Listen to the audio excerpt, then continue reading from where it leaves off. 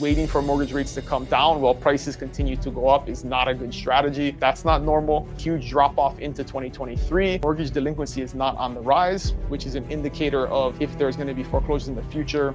So what is the forecast for the real estate market in 2025?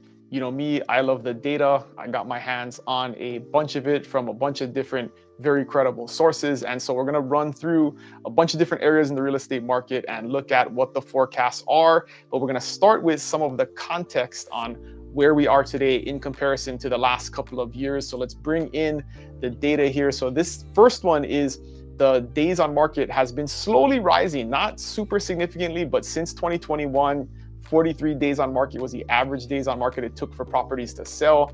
We are now at 58. That is expected to stay about the same, maybe rise a little bit, but no huge increase in days on market expected.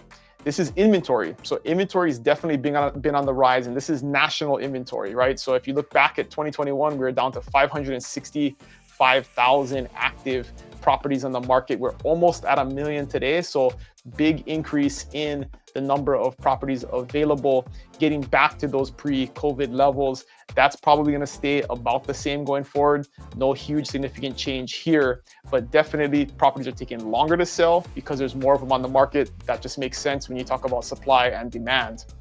And then existing home sales are way down, right? If you look at the peak where we were near 7 million home sales in 2021 and 2022, you had that huge drop off into 2023, and we've kind of been hovering around 4 to 4.5 million home sales. We're about as low as you possibly can get in 2024, and then going forward, that's expected to be about the same. I'll show you some numbers here coming up, but existing home sales are expected to rise because we're about as low as you can possibly get in 2024. We're ending the year under 4 million sales nationally, which is historically very, very low. And so home price forecast, this is always a big one, is what are prices going to do? And this is a compilation of all of these different economic sources and think tanks and different organizations like Realtor.com and Fannie Mae and Housing Wire that make projections on price forecasts. And so if you average them all out, all the way on the left, you have an average of 3%. There's only one source, and that's Moody's, that projects negative appreciation or depreciation in prices. So pretty much all the experts agree that there will be an increase in prices in 2025. And the average of all of that is 3%, which is pretty normal historically. 3 to 5% is what appreciation has been historically if you average it out over the last 50 years. So nothing out of the ordinary here. So total home sales, we talked about this earlier, are set to rise. We're going to end the year at like 4.6, 4.7 million home sales in 2024. And that should creep back up to about 5 million or a little bit higher than 5 million in 2025. But again, still very way less than the outlier years of 21. We were almost at 7. That's not normal. 5.5 million home sales a year nationally is pretty normal. So we're getting closer to that number in 2025, moving back in that direction. And then mortgage rates, this is the big one, right? I'm waiting for mortgage rates to fall. I'm waiting for mortgage rates to come down before I buy. In general, all of the smart people out there, all of the financial institutions are projecting mortgage rates to come down a little bit. I mean, maybe 0.5%, but there isn't going to be a drop to those post-COVID years of 3% mortgage rates. So like I've been talking about over and over again, waiting for mortgage rates to come down while prices continue to go up is not a good strategy. And so in general, if you look on the graph here, every single quarter, you're seeing that the average is still going to be about 6.5%. Maybe we get down to 6.3% towards the end of 2025, but no dramatic decrease in mortgage rates for the entire year of 2025. And this is just a graphical representation of this, where you can see on the upper right where mortgage rates have kind of just tapered off and have been flat, and that's pretty much what's expected to continue into 2025.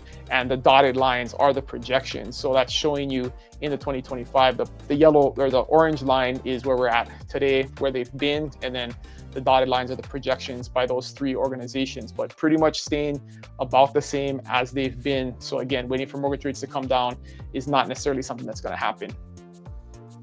And then US foreclosure. So this is a big one where we keep talking about, hey, Is there going to be a bunch of new foreclosures? Is 2006-07 going to happen again? And the data keeps showing that it's not the case, and there is no implications that there's going to be a huge uptick in mortgage foreclosures. So this graph goes all the way back to 2009 and 2010. You can see the peak there in those years, and then they fell.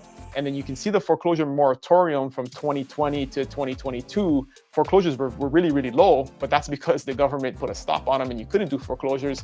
And they ticked back up to pretty much historical averages where you have about 60,000 foreclosures a year. That's totally normal. That's where it's been for a very, very long time. If you look historically on average, it's just you had those outlier years after the financial crisis, and we're definitely not headed towards anything like that. It was a very, very different market caused by very, very different things. So as you can see, waiting for some more mortgage foreclosure crisis to happen and getting a deal is not on the forecast either. And this is one of the main reasons for that, is that home equity is far outpacing mortgage debt. So if you look at the line at the bottom, that's how much mortgage debt Americans hold. And then the green line going up is the equity that Americans have in their home. So you have to have lots of negative equity in order for them to be a foreclosure crisis, which you can see happened in 2009 and 2010 on this graph, towards the middle of this graph, where the yellow line is higher than the green line. And that's what caused that mortgage crisis. Not the case today. Pretty much every homeowner has some type of equity in their home, unless they really got a bad deal like in 2022 when prices were as high as they could be. But still today, you're still 2 or 3 or 4 or 5% equity, even if you didn't put any money down and you got a really bad deal back then. But in most cases, most homeowners have a significant amount of equity, and this graph shows that overall what that looks like.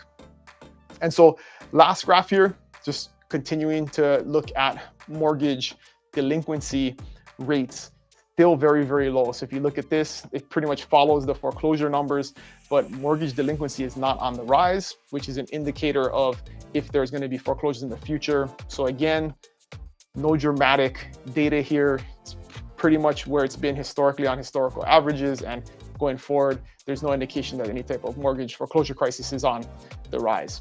So that's your quick update on all of the different important data points going forward from a forecasting standpoint for the real estate market. If you have any questions about this or anything else real estate related here in Hawaii, I'd be happy to meet with you and answer your questions. There's always a link in the description below to my calendar. You can book a meeting, we'll have a conversation, or you can email me at dylan@buyabigisland.com.